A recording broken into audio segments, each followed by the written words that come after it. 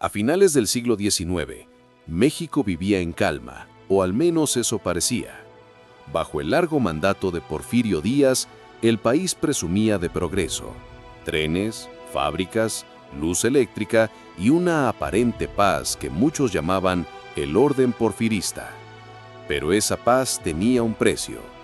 Detrás de los ferrocarriles y los grandes palacios del centro de la Ciudad de México, había un país lleno de campesinos sin tierra, obreros explotados y pueblos indígenas reducidos a la miseria.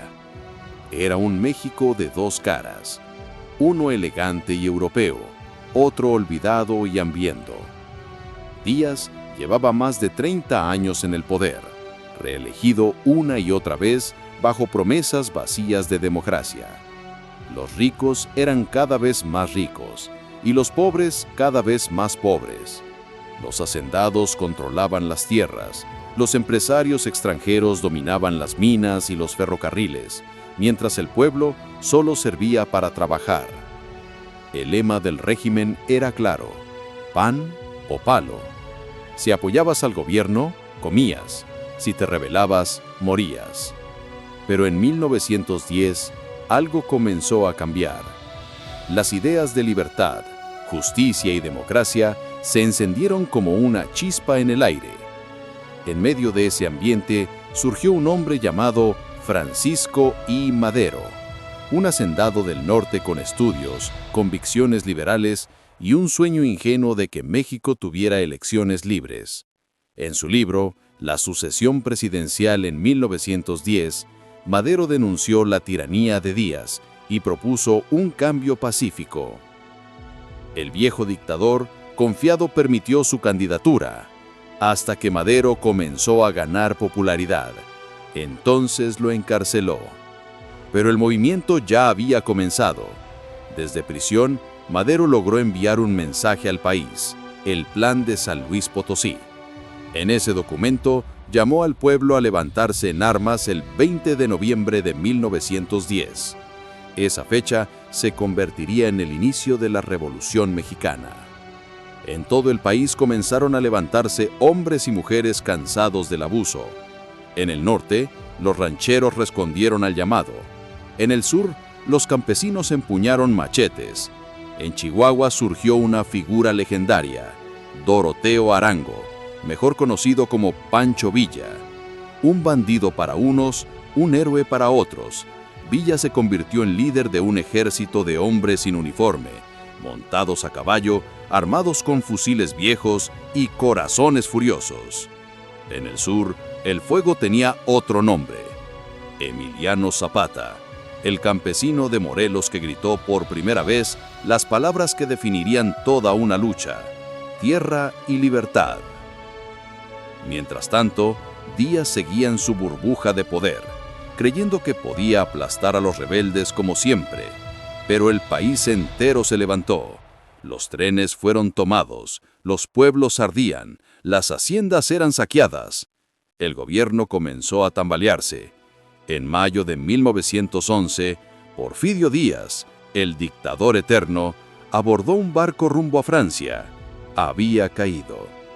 México celebraba su libertad, pero esa libertad duraría poco. Madero asumió la presidencia con esperanza, pero se encontró con un país dividido. Los campesinos querían tierras, los obreros justicia, los revolucionarios poder. Zapata se sintió traicionado al ver que Madero no cumplía su promesa de devolver las tierras robadas. En noviembre de 1911, lanzó el Plan de Ayala, declarando la guerra al nuevo gobierno. El sueño democrático comenzaba a fracturarse. Madero, un hombre de ideales, no era un hombre de guerra, y en la Revolución Mexicana, la política sin fusil valía poco. Mientras Madero buscaba reconciliar, otros preparaban su caída. El general Victoriano Huerta, un militar ambicioso y brutal, fingía lealtad mientras planeaba su traición. En febrero de 1913, un golpe de Estado conocido como la Decena Trágica llenó de fuego y sangre las calles de la Ciudad de México. Durante 10 días, cañones y ametralladoras retumbaron en la capital. Finalmente, Madero y el vicepresidente Pino Suárez fueron capturados. Huerta tomó el poder y en una noche oscura mandó ejecutarlos a sangre fría.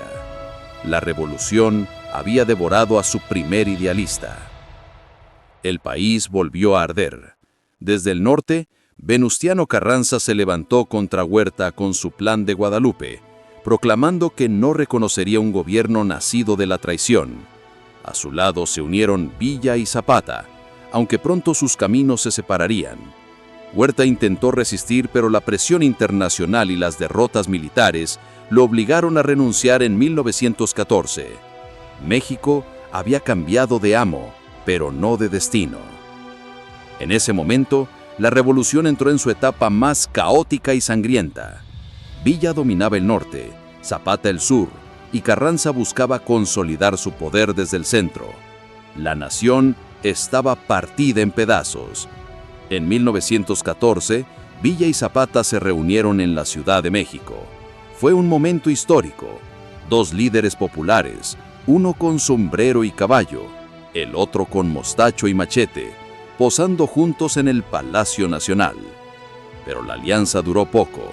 Ninguno confiaba en el otro. Zapata volvió a Morelos y Villa regresó al norte. Carranza, más político que guerrero, aprovechó las divisiones.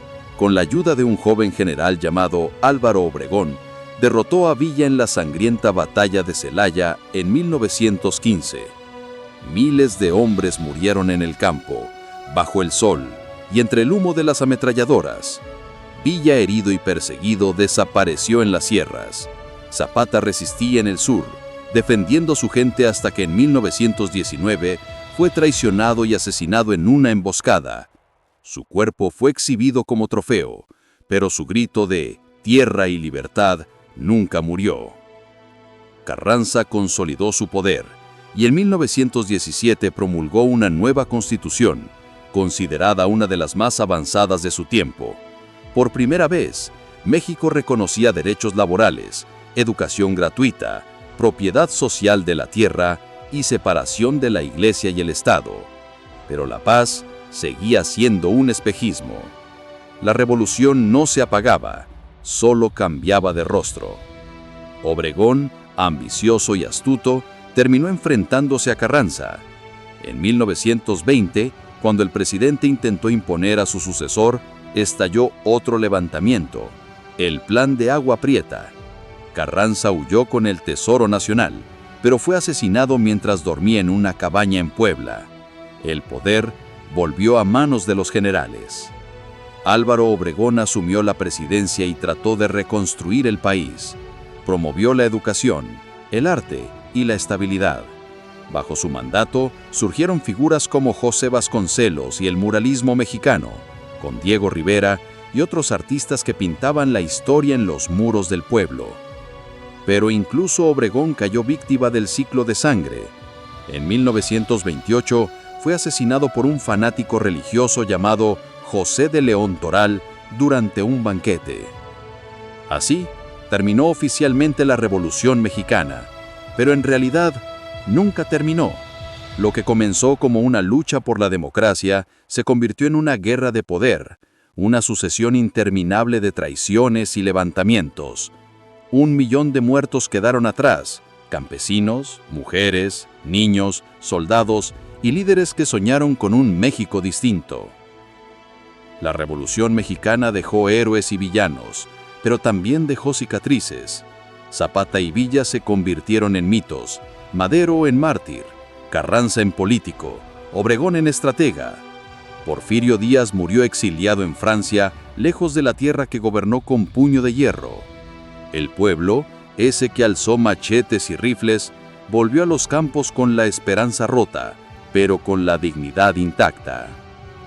Más de 100 años después, la Revolución Mexicana sigue siendo una historia de fuego y contradicciones. Fue un sueño colectivo que terminó en tragedia, un intento de justicia que se ahogó en sangre, pero también fue el inicio de una identidad, la del mexicano que no se rinde, que pelea por lo suyo, que ama su tierra aunque duela, porque en cada fusil, en cada grito de libertad, en cada canción de corrido, sigue viva la misma chispa que un día incendió el país entero. Y esa chispa, la del 20 de noviembre de 1910, todavía arde en la memoria del pueblo, porque aunque la revolución terminó en los libros, en el alma mexicana nunca ha terminado.